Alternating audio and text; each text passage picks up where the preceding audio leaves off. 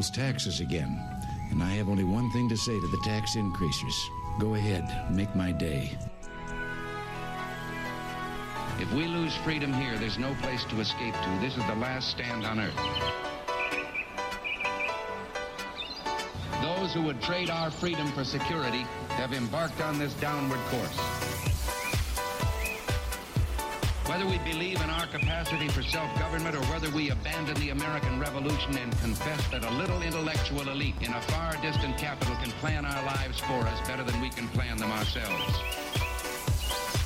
Conduit News Radio with Paul Harrell is on now. All right, folks, welcome. It is hour number 2. Thank you so much for being with us. We got the second hour video stream up and going, and so we appreciate you guys being with us.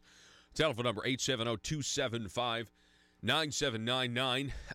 So many of you know, if you went to the polls this November, that you were asked to vote on several issues. A lot of them got actually thrown off the ballot, like term limits, and issue 1 had to do with tort reform, or what I called bad tort reform. A lot of that got thrown off the ballot, but there was one that remained, and that was whether or not Arkansas is going to vote for casinos. Now, what essentially happened was the casino amendment passed. Arkansans want casinos. And it's also going to allow West Memphis. It's going to allow Hot Springs, Oaklawn, and Southland to expand. It's going to put a casino in Jefferson County, in the Pine Bluff area, and it's also, according to the amendments, going to put a casino in Pope County. But here's the thing. The residents of Pope County don't want a casino. And so what we have here is a really, really terrible situation where people like myself who live in the northeast part of Arkansas were voting on what goes in the backyard of local communities, and these local communities appear to be against it, according to the vote. And so here to talk more with us about this, I want to introduce you to an attorney from Russellville. Her name is Anna Stieritz. Anna, good morning. Hi, good morning. What can you tell us about this situation? And I understand that when people went to the polls to vote for or against the casino amendment, the citizens of Pope County, they also voted on another ballot issue that gave them the authority to have a second vote as to whether or not they want the casino. Is that correct? That is exactly right. So when we learned that Issue 4 was placing Pope County in the crosshairs of the gambling industry, we got to work as quick as we could, and we gathered our own signatures for a ballot petition for a county ordinance. So we were very successful at that. We got way more signatures than we needed, and we got that ordinance on the ballot so that when voters went in November and voted for or against Issue 4, they also voted for or against our county ordinance. And what our ordinance did was it supplemented Issue 4 by saying if that should pass, and as your listeners probably know, Issue 4 requires that for a casino to get the go-ahead, they have to have a letter of support from the county judge or the quorum court, and this affects Pope County and Jefferson County. In order to go ahead, they have to have that letter of support. What our county ordinance said was that we will issue that letter of support, or we will authorize the county judge or quorum court to do so only after there's a general election where the voters can express to the county judge or quorum court, yes, issue it, or don't issue it. And so that ordinance passed with a huge margin. It got almost 70% of the votes. I think it was 69 point something. So essentially, the ordinance was designed to not put a decision in the hands of one man, the county judge, or one group of people, the quorum court, and said we want to make sure we have a separate vote on this and let the people decide, right? That's exactly right. So, historically, the issues like gambling have been, and alcohol, by the way, which is also covered with Issue 4. The casino that Issue 4 seeks to authorize in Polk County is 24/7 free alcohol in a dry county, which, whatever. Anyway, those decisions have typically been made on a local level. So all we're doing is trying to hang on to what's traditionally been a local control issue by, like you said, taking the power to make that decision away from one individual and putting it back in the people who live in the community. So is there pushback from the gambling industry here? Do they have a play? How does the ordinance fit in with the constitutional amendment? Is there any way? Is there going to be a lawsuit? Or I guess are you? That's a really good question. The casino industry hasn't done anything yet to attack the ordinance, which is great. But for all I know, they're sitting on a fully drafted lawsuit that they intend to file at any moment. I don't know. If that happens, we will definitely go to bat with a maximum enthusiasm to defend our ordinance because it's drafted to be legal. So it doesn't override the amendment. Hang on 1 second. Anna, you broke up just a little bit. Can you hear me? Yeah, sorry about that. Okay. We lost you when you said it doesn't override. Go ahead. It does not override the state amendment. So we drafted it to supplement. All it does is tell the county officials under what conditions they should be issuing that letter of support. It doesn't tell them they can't do it. Also, Issue 4 does not tell a county judge or a quorum court that they have to issue a letter of support. It just says that one is needed by a casino applicant before they can go forward. So what our ordinance does is to supplement the amendment.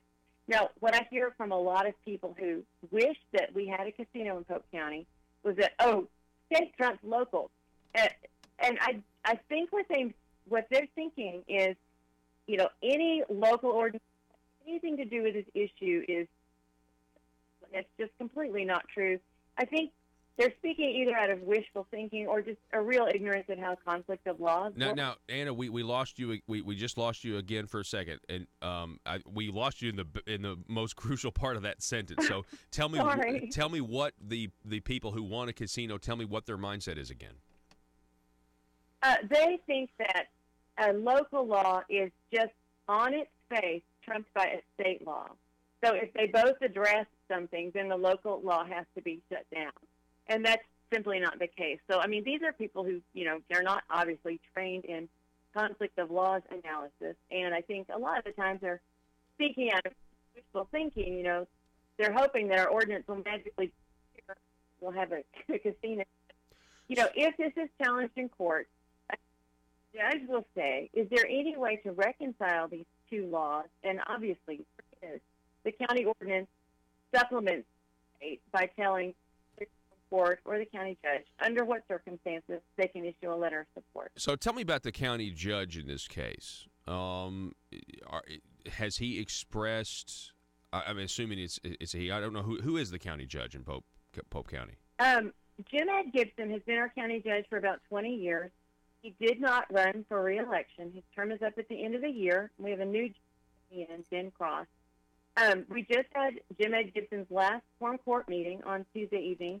At the end of the meeting, he was asked by an audience member what his stance was on the casino. He refused to answer that question, stating that it's not an agenda item and he wasn't going to address it. She asked, well, when are you going to address it? And he didn't answer that either.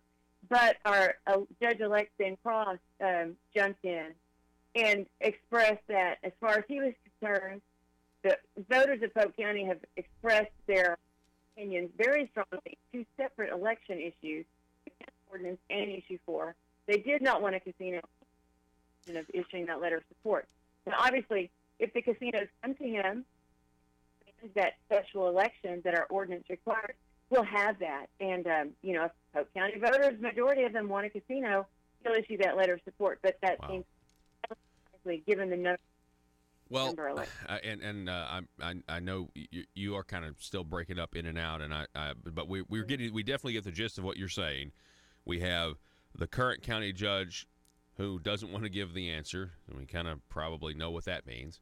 And we have the incoming county judge that says the people don't want this. So I think that's a positive sign. I also think that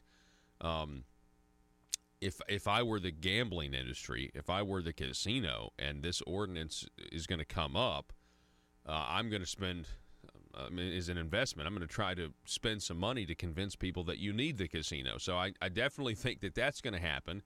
When will the vote be, Anna Stieritz, on the ordinance, or when would the ordinance vote be, I guess? Well, the ordinance passed by 70%. So I'm not sure if you're asking when will there be a special election on a casino proposal? That's what I'm asking. When will the voters of Pope County go back to the polls to have the election that they voted to have? Yeah, who knows? There's been no casino proposal made for Pope County. So you're probably aware Jefferson County, the Quapaw tribe was ready with their paperwork, literally the day after the election.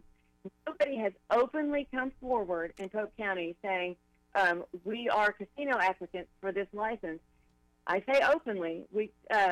Just a normal citizen in Russellville did an FOI on Jim Ed Gibson and on Mayor Randy Horton, pulled up a bunch of paperwork with some Mississippi casinos who've been submitting financial statements, letters of recommendation, et cetera, to both the county judge and apparently to the mayor as well, although he did not actually divulge that. There were just some collateral documents that made it clear that had happened. There's been lots and lots of communication between the county judge's office and a potential casino applicant. Nothing has been publicly talked about at all, which is very disturbing. This is public business. Wow. Hey, kudos to the people who are using Arkansas's great Freedom of Information Act law. I'm proud of them. Yeah, they've really gotten out there and gotten it done. Well, we really appreciate you coming on, and I'm going to give you the last word and tell people, what they can do if they want to get involved, because I know that, you're on top of this. Folks, we're talking with Anna Stieritz. She's from the Sanford Law Firm. You can find out more, I'm sure, at sanfordlawfirm.com. Anna, I'll give you the last word. I want to say I'm proud of the people in Polk County who really hustled and took advantage of everything that the Arkansas State Constitution gives us as voters in terms of expressing our will and our authority for the way we're going to live in our community. So, people have worked very, very hard, and I think that, we should be proud of what was accomplished. It's kind of amazing. And, I see some state press about that, and people are like, what's going on in Polk County? I'm like, I'll tell you what's going on. People don't want the state telling them what they have to have in their backyard, and that's where we stand. That's exactly right. We appreciate it, Anna. You have a great day and a great rest of the week. Thanks for the opportunity to share. All right. Take care. Yeah, and keep us updated. We'd love to have you back on as things develop. Folks, we're going to take a break. Telephone number 870-275-9799.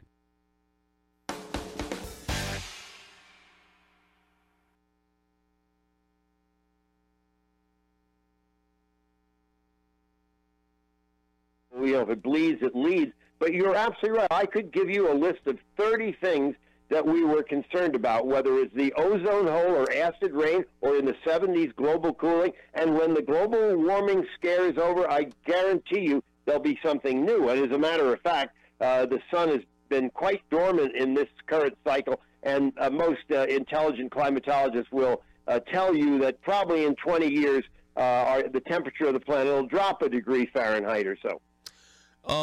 So we've got these people that believe this stuff, especially young people, especially the millennials. They're also looking now into socialism, and it seems like, this whole idea of man-made caused climate change, their solution to the problem is socialism and Marxism. Do you agree?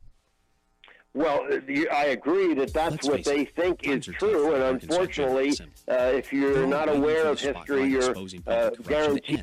So they won't be under so much scrutiny. And during this time, what if you're a legislator and you need money? What if you're slapped with a huge expense? What if your check for consultant services is late this month? Or maybe you just need extra cash now until payday. When that happens, you can't wait. Hi, I'm Bobby Blackmail for the Arkansas Intra-Legislator Bank, your trusted source to over 135 lenders to get you short-term cash fast.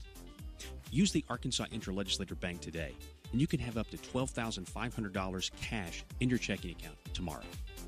Dried up bribes no longer coming from Medicaid entities? Handled. Extra cash until your hopeful acquittal? Done. And you'll be surprised at how easy it is to get extra cash. Just be an elected official and be comfortable with the status quo, and we'll connect you with a fellow legislator who is ready to loan. It's quick and easy. And don't worry if you can't make the payments, because the Arkansas Intra-Legislator Bank is designed to help you get through these tough economic times. There are other ways you can pay off your debt, like by voting the way the establishment wants, or by rewarding some with committee chairmanships. So forget about overdraft fees and the spirit of covetousness that sometimes overwhelms the best of lawmakers. Just remember, the Arkansas Intra-Legislator Bank for short-term cash between colleagues when you need it fast. Some transactions have long-term consequences. Paul Harrell, parody.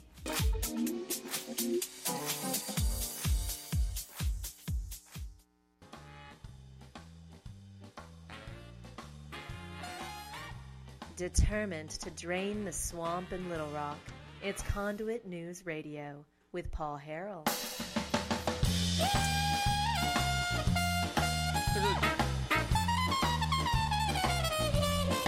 There's a gentleman named Cabot Phillips, as in like it's spelled like the city of Arkansas. Cabot Phillips is an employee of an organization called Campus Reform. And so he went to George Mason University recently. George Mason University is in Northern Virginia. So we're talking, pretty close to the seat of power. And he started asking students during this joyful holiday season what they think about Baby It's Cold Outside and the big hubbub, the big stink that's being raised about it. And, the reactions are mixed here. Some of the students are virtue signaling all over the place. Some of the students think that it's no big deal. Can we just listen to a little bit of this video? Is Baby, this is the YouTube video. Is Baby It's Cold Outside too offensive? This is what he asked. This is what it sounded like. Listen. There's been a social media push to remove certain Christmas carols because they're a little offensive now. There were some radio stations that pulled Baby It's Cold Outside. I don't even think some people have said Christmas that it's carol. not a song we should be singing anymore because it's problematic. There could be people. You wrote an essay on it? Okay, let's hear your thoughts. Do you think it's misogynist in the era that we live in today to sing it? I think it definitely is. I think it needs to be adapted. It's a totally different cultural time. We view a lot of things differently. So some of the lyrics are very suggestive, and you listen to it multiple times. You can definitely get sort of vibe from the song. You get a vibe from the song? You get a vibe from the song. I mean, listen, I don't listen to rap music. So the only rap song that I know is like Sir Mix-a-Lot's Baby Got Back. Like that's when I think of her, and I know the rap songs are way more suggestive now. That was probably a suggestive rap song versus the rap songs nowadays, which I don't know any current rap songs, but I have heard them, and I know how dirty they can be. They're not suggestive at all. They're explicit in their detail about women and, things that happen. So, and you talk about objectifying women. My goodness, that's what rap music is about. And so this guy, he starts saying, some of the lyrics, and Baby It's Cold Outside, I really can't stay, but baby, it's cold outside. I've got to go away, but baby, it's bad out there. Say, what's in this drink? Oh my gosh. Quaaludes. Quaalude alert. Can you believe how misogynistic this song is? Keep going with this. We'll listen to a little bit more here.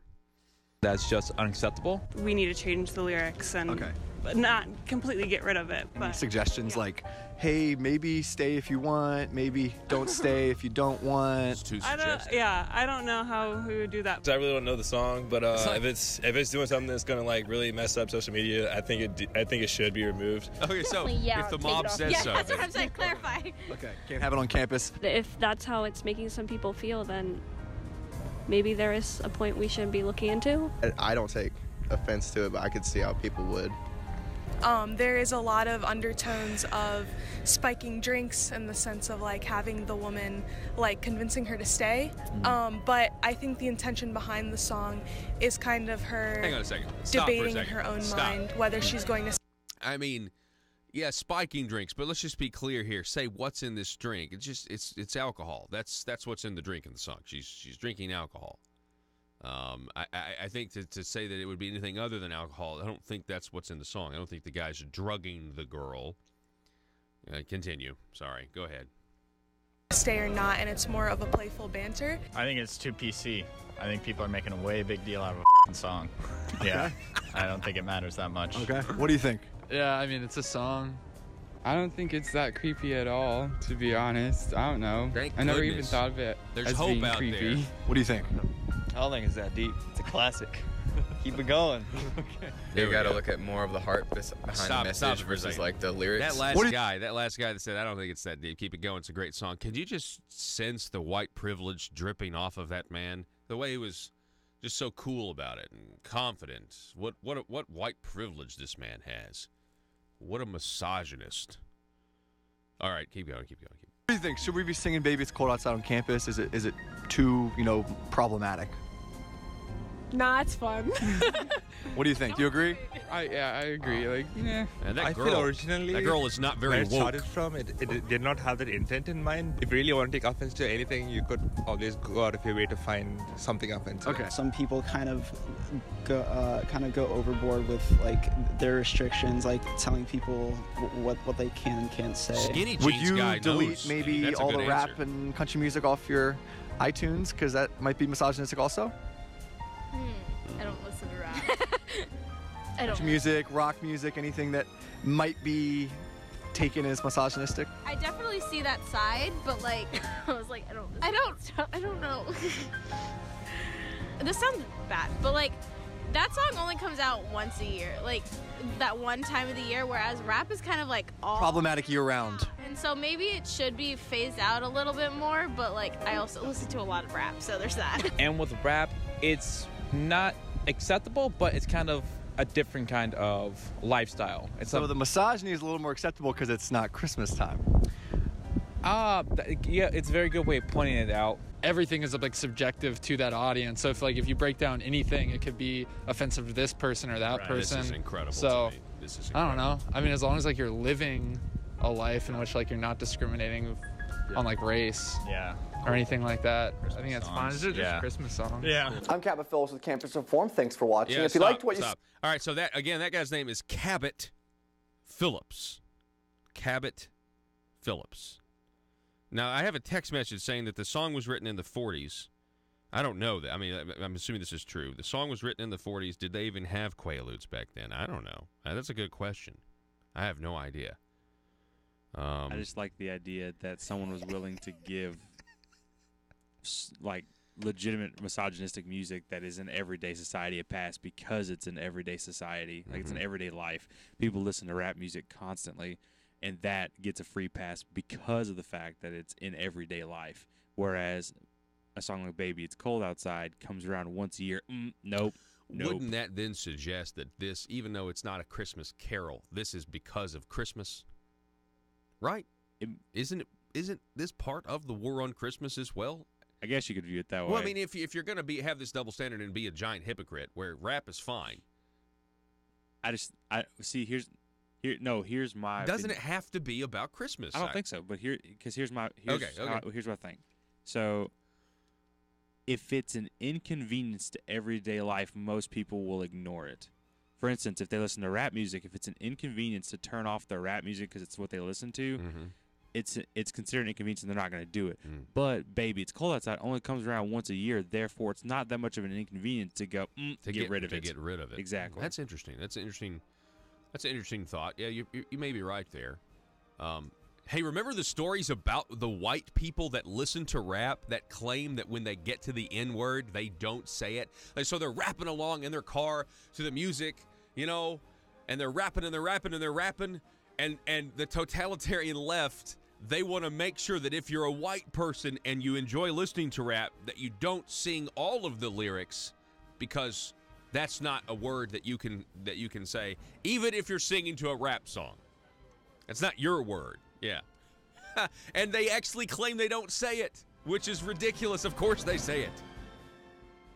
To repeat it, and socialism has failed everywhere in the world for well over a century, and they don't have a good understanding of history. Thankfully, we have Venezuela as an example, and we still have Cuba as an example of socialist countries that are totally failing. But you're right. The millennials have gone through a school system that did not recognize how terrible socialism is, and they figure, why not give it a try? They see problems with capitalism. Of course there are problems with capitalism, but it's far and away the best system that's ever been created in the world, and it has raised the economic level of everybody. I mean, the poorest of the poor are better off in a capitalist system than they have been in any other. So we need stations like yours. We need publications and websites.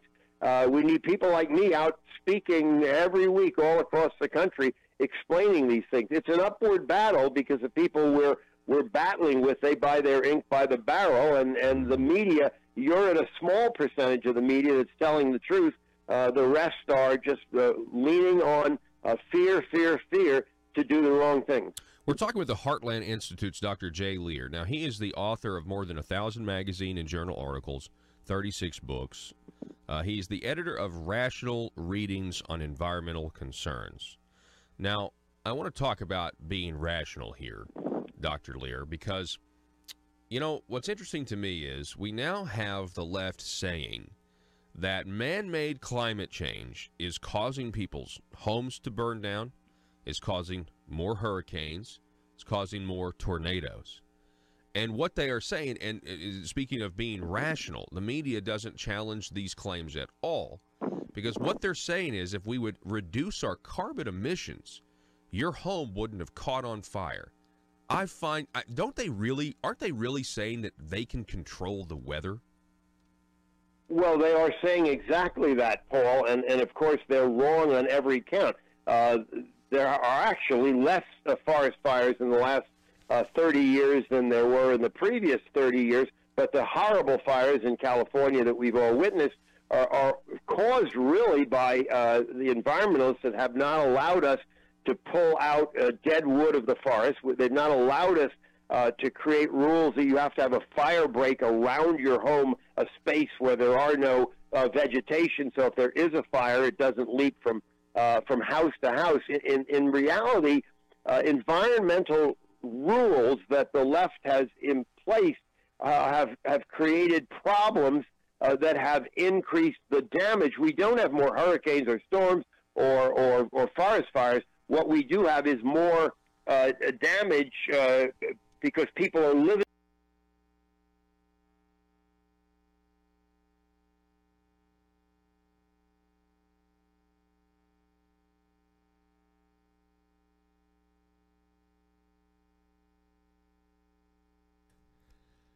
I just want to remind everybody, the whiteboard today, the whiteboard for the rest of this week, which I guess, what is it today, Thursday, it's Conduit, Truth in Government, especially. We've been talking about these Medicaid cuts that coming down the pipe that we're talking about and predicting.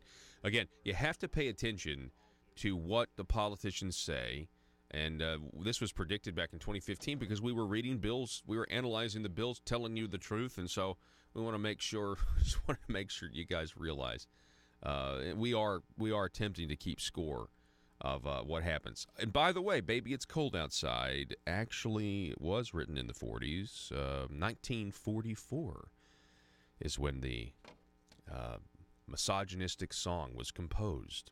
Hey, folks, I want to introduce you to a guy by the name of Dimitri Vassilaris. Did I say that right, Dimitri? You know, you do that better than I do, because I have trouble with my last name to this day. You've done better with it than I do. I'm so yes, sorry. Paul. I'm so sorry. You did great. Okay. You did great. Vassilaris. Yes. Okay. So, yeah, just Dimitri is fine. Okay. Dimitri is fine. So tell me a little bit about yourself. I hear that you're a lovable libertarian, sir. Indeed, I am. I'm a big believer in personal freedom and personal responsibility. My philosophy on life and government is just leave me alone. I'm an adult. I'm supposedly a free man and supposedly a free republic. Just leave me alone. Allow me to live my life as long as I'm not harming other people, and just butt out.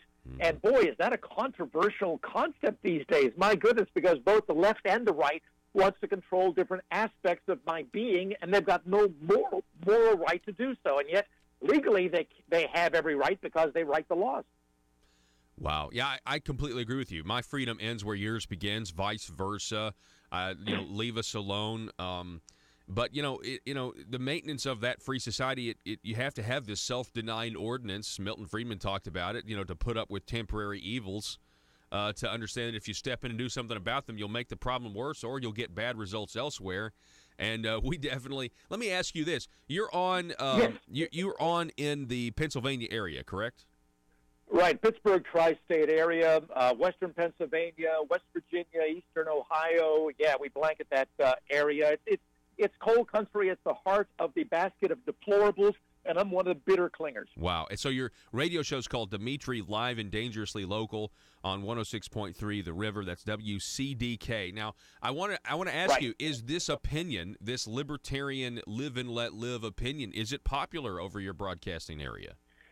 Well, interesting it is, although it's not labeled libertarian. I think most people across America, and maybe the world, but certainly America, when they're presented with this idea of how about if we just live our lives as we wish, as long as we don't harm other people, most people nod their heads and go, that's not a bad idea.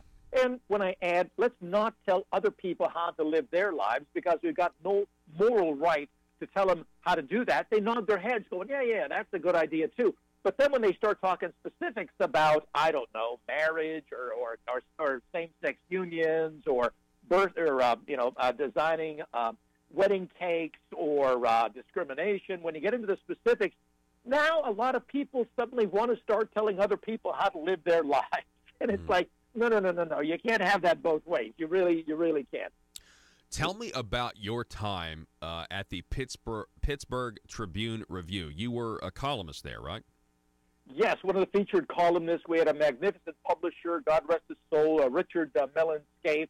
He was one of the funding fathers of the modern conservative movement in America. He funded many of the think tanks. He was just a magnificent, wonderful, wonderful human being, a billionaire who put his money where his mouth was. He was willing to write checks, and we offered an alternative view of the world through the Pittsburgh Tribune Review, giving voice to an awful lot of people who were not being served by the typical liberal media that is really that is so much of our society these days.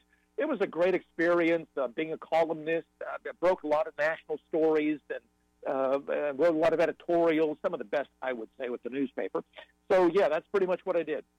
Was there, I guess, as a columnist, I mean, did you ever get any pushback from the fake news establishment? I mean, you said that you had a great publisher there, so I mean, I guess that kind of makes the paper. Oh, no question. Mr. Scaife was everything. He doesn't get enough credit. He really doesn't. With today's real conservative movement, not Republicans, but conservative movement, he was really a lot more libertarian than people realize. But he was willing to put his money where his mouth was. I tell you, one of the most interesting. The column that generated the most response, the most anger from not only the United States but throughout the world, and you might appreciate this depending on the experiences you have in Arkansas. The column that I wrote about bicycle riders, because the bicycle riders in my area were taking over the streets. They had terrible attitudes. It was like, hey, I've got equal rights to be on this road, clogging up traffic, even though I'm not paying gasoline taxes. And I wrote a major think piece about bicycle riders, and I didn't think anything else of it until we were overwhelmed with emails and texts and phone calls. Bicycle riders throughout the world were really upset with that column. And I wanted to say, but wait a minute, I'm writing about all these important issues with Washington and budget deficits and personal freedom, this, that, and the other, and it's bicycle riding that's going to cause people to lose their minds? Yes. What's it like with bicycle riders down there? Because up here, and they drive me nuts. Well, I think I see around here, they do ride around. There is a little bit of push to have like dedicated bicycle lanes. I think in some, I want to say in some parts of the state they have them, but they're never even used. They just go They go empty because it's like they don't have the same right to the road, in my opinion, for some of the reasons you just mentioned. But if you say that, I mean, it's funny. Everybody's okay until you want to criticize what their specific point of view is. Yes. Yes, as a talk host, your reputation is, incredible. So you already know that. You experience that on your Conduit show there every day. And I'm just telling you, it's not just in Jonesboro, not just in Arkansas. It's really throughout the country. At least that's been my experience. Yeah, it really is. And then, of course, you also have you have bike trails. Okay, so if we don't want to, we want to spend money on bike trails, and make sure that those are paved. And it's just like there's always a reason to spend more money, and so that certainly is an issue. Well, so Dimitri, we're talking with Dimitri Vassilaris, and he's a lovable libertarian. You've heard a little bit about him. And he broadcast across, like he said, coal country, the heart of the deplorables. And I wanted to get your opinion first off. Did you expect Pennsylvania to go red and vote for Donald Trump? Well, it didn't go red. It voted for Donald Trump. Big difference. Pennsylvania's, yeah. The Republicans in Pennsylvania who run the people who run the Republican Party in Pennsylvania are rhinos, very squishy. They don't like conservatives, and so of course they lose lots of elections. Trump won Pennsylvania barely, and as much, really, honestly, Hillary lost it as much as Trump won it. Same thing throughout much of the Midwest. If she had really done a really, really good job in the Philadelphia metropolitan area, for example, they may have had enough votes to actually win Pennsylvania, but Trump won it. Hillary lost it. She had a major role to play in this thing, and it was still very close. I must tell you, still very, very close. But give candidate Trump a tremendous amount of credit because he speaks the language of the common man. He's a blue-collar billionaire, and amazingly, he has kept most of his promises.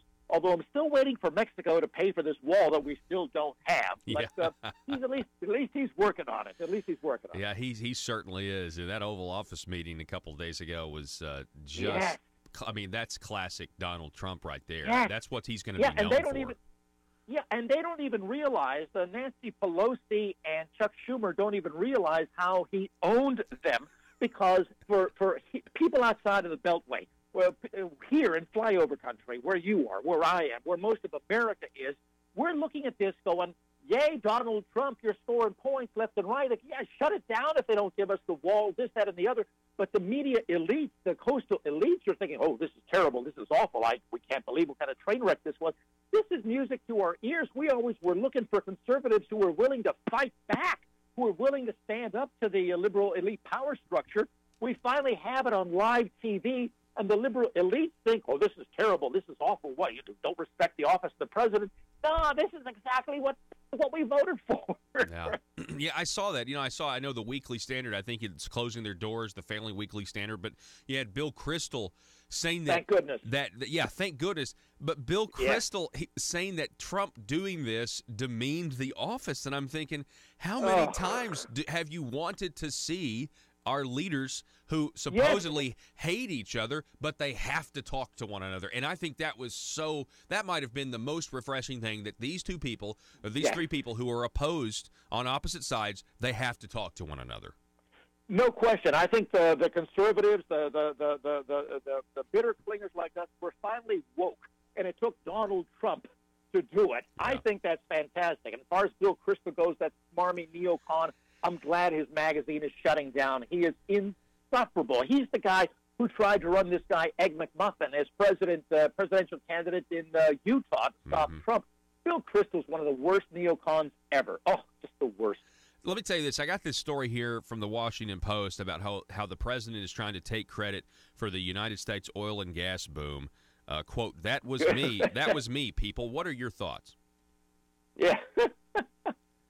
The former president, Barack Obama, trying to take credit for it? Is that what you're saying? Yeah, that's what he's saying, yeah. Yeah, oh, yeah. What a joke. I mean, it's amazing because the left is giving us two messages that contradict one another. The left with Nancy Pelosi and him are saying, well, the economy really isn't doing all that well. $1,000 is pretty much crumbs, and, we really need to make the economy a lot better because it's not really all that good. It's just Wall Street. And then on the other hand, you've got former President Barack Obama saying, I need to take all the credit for the economy doing so well because it all started because of me. So my question to my very leftist liberal friends is this. Which lie do you want us to believe? That's a great question. Which lie do you, both are unacceptable. Which lie do you want us to believe? You recently wrote an article back on the 26th. Consumers will benefit from an Atlantic Coast pipeline. It's over at InsideSources.com, Dimitri. Tell us what that's about. Yes. The Atlantic Coast pipeline is this wonderful thing.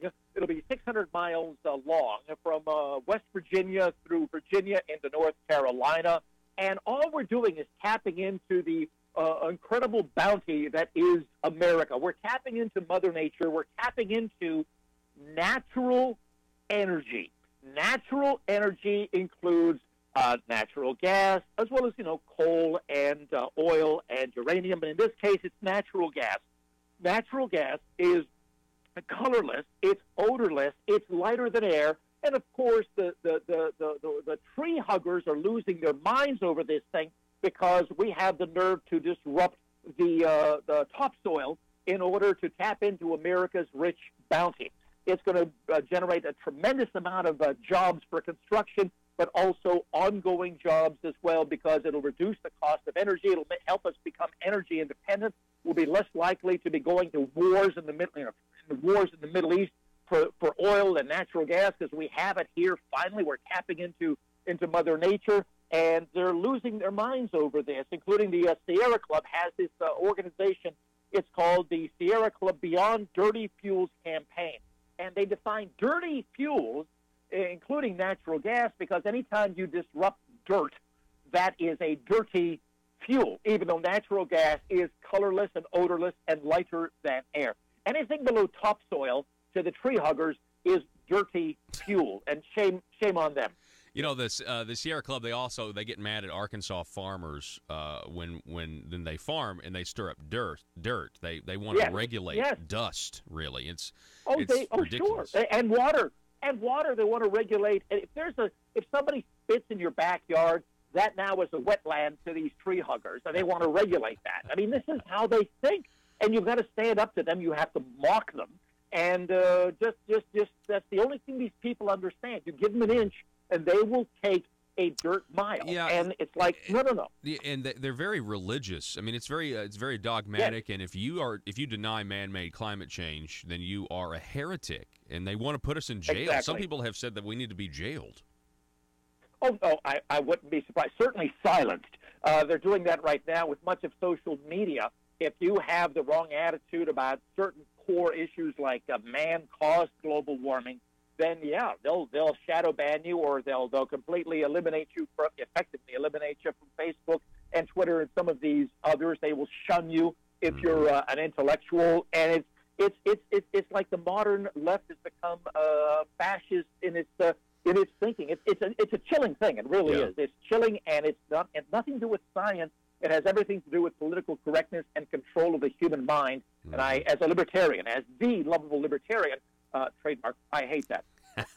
I like it. Hey, listen, we talked a little bit about, you just talked about a little bit about censorship. Right now, it is kind of scary. I feel like as technology is changing the way we communicate, these tech giants really want to do the equivalent of burning books when they're going to ban people and things like that. It's going to get worse and worse. You combine that with the deep state, and I'd love to get your thoughts on the deep state. You think the deep state's real? Oh, my goodness, yeah. And my definition of the deep state is the insiders. Back in high school, I don't know about you, Paul, but I was not part of that in-group, that clique, where you had this group of kids who were typically really good-looking, really smart, affluent.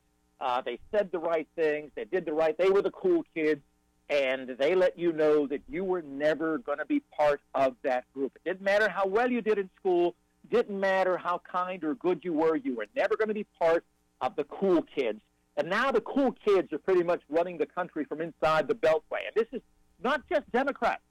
This is also the country club Republicans who are the never Trumpers.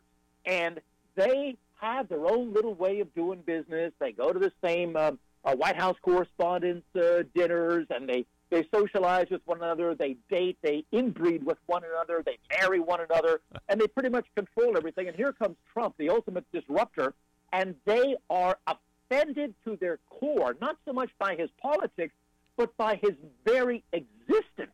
And so they do whatever they can. And Bill Kristol's a great example of this. He claimed to be a conservative. Well, Donald Trump, amazingly, President Trump is keeping most of his promises except that wall. And, and he's got 2 Supreme Court nominees now confirmed, and yet they won't give him a break. And I'm talking about the never-Trumper Republicans. So this deep state, which is just infested our government in D.C., the Department of Justice, the FBI, the CIA, the NSA, with Clapper and Brennan and with Comey and all of the, oh, my goodness gracious, you bet it's real, and we're seeing it play out, and we're seeing it being exposed every day when we're watching the Fox News channel or, for laughs, MSNBC or CNN. But there it is. It's being exposed every day. And Tom Fetton, Judicial Watch, and all the others are doing fantastic work in this area. You bet it's real, and it's scary because these guys may still ultimately win. Yeah, you're exactly right. Some of them are, I think, going into hibernation mode. They're going to try to outlast the Trump presidency.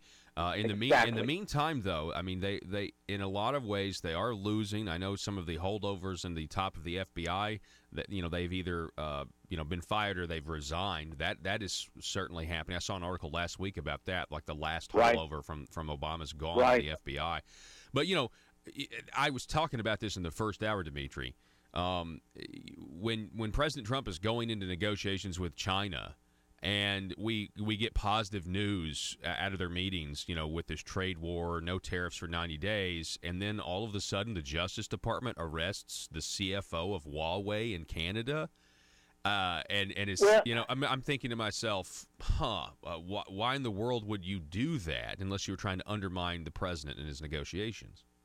Well, there are a lot of other issues going on here. First off, I do not have any insider information. I'm not going to pretend that I do.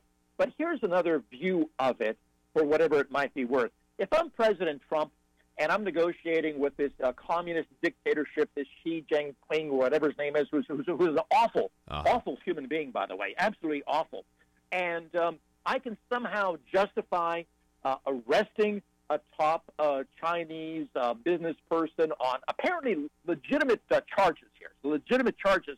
That may not be a bad thing for negotiating. That's true. And you know what? Negotiating. If that is true, that's very savage. But at the same time, I just kind of felt like it was, I don't know. And here's the thing. I mean, it certainly is up for debate. But then I think we can agree there are some of these deep state narratives like Russian collusion. I mean, Dimitri, with a name like Dimitri, I mean, you must be a Russian agent, right? Okay, well, actually, I'm an American. First, I want to stress I am an American. I was born in Pittsburgh, by God, Pennsylvania, but my heritage is Greek. It's not Russian. In fact, those Russians hijacked our Cyrillic alphabet, used it for themselves. Yes. And those Russians. Well, what's funny is I just did a quick Google search of your name, and it did come back Greek, 100% Greek. And then I was like, well, why do I think it's Russian? And the very quick Google search says the same thing, that it was adopted from the Greeks to the Russians, and so. Anyway, but this Russian collusion, we're about out of time, but just real quick, your thoughts on the Russian collusion narrative. Well, the thought is real simple. There is none. What else do you want to know? The only collusion with Russia or linked, of course, is Hillary Clinton, her whole side. This whole thing is beyond a witch hunt. This is really weaponizing the government to go after someone that the insiders really don't like. We're watching a soft coup. I actually, honest to God, believe this. It is chilling. It is frightening. It is disheartening. And I wouldn't be surprised if the new Democrat-controlled Congress ends up impeaching the president because they just don't like him. Yeah. And they don't approve of our choices that we made back in 2016. It is that scary. We're in a very, very scary period in American history when we can weaponize the opposition can weaponize the government to delegitimize, to unstabilize, to remove a duly elected president of the United States. This is assassination by legislation. It is a frightening thing, Paul. Dimitri Vassileris, the lovable libertarian. It's been a pleasure to have you on. Pleasure to meet you. I'd love to have you on again sometime, sir. Well, I appreciate that. Give my best to everyone in Arkansas. Now, what's the right term? Sue Pig or Sue. How do you say that? It's Woo Pig. Woo Pig. That's what. Woo Pig. All right. Yeah. Woo Pig. All right. That sounds like a Chinese diplomat, but that's for a different story. All right, Paul. That's great. Thank you so much. Thank you, Dimitri. We appreciate it. His show, folks, his show is Live. Live and Dangerously Local. Woo Pig Suey sounds like a Chinese name, according to Dimitri. That is fantastic.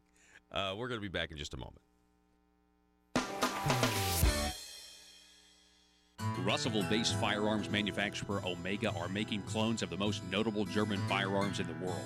These delayed rotor lock firearms have been and are currently used by law enforcement and military worldwide. At Omega, they manufacture their guns right here in Arkansas and produce the best reproduction in the marketplace that comes with a complete 5-year warranty. At Omega, they take firearm manufacturing seriously and offer discounts to active and retired law enforcement. Whether you're using Omega firearms to defend the public, defend your family, or for target practice, Omega has your back. For pricing, go to omega-guns.com. That's omega-guns.com. If you're like me, you believe that small business is the heart of Arkansas's economic engine, and it should be viewed that way by the politicians in Little Rock. Conduit for Commerce also believes, like you and I believe, policies that achieve less regulation and lower taxation help small business in Arkansas thrive. Other policies like small, constitutionally consistent government and reducing citizen dependency on government keeps it from growing and expanding its influence on our daily lives. Conduit for Commerce works every day to educate the general public and legislators on these important priorities in the name of Arkansas small business. By the way, contributions to Conduit for Commerce are tax deductible. Log on now to conduitforcommerce.org and click on Contact Us on the right side of the page. That's conduitforcommerce.org. Go there now and learn the facts on protecting small business in Arkansas. In those areas and not doing the right things to protect them. But everything you said correctly is wrong. They're 100% wrong. I wrote last year when the government started coming out with a new climate assessment, I wrote a 54-page document with a lot of help from other folks with Heartland to show the actual science to prove that we don't have more hurricanes, more forest fires, more tornadoes, more droughts, and that, in fact, carbon dioxide emissions have no relationship at all. Now, there are people that say, well, it matters a little bit, but it's not measurable. If it's not measurable, that you can't say carbon dioxide is doing bad things to our planet, then you might as well assume it's zero. What do you think we might have already talked about this, but what's their end game here? I mean, I would even, if they would just...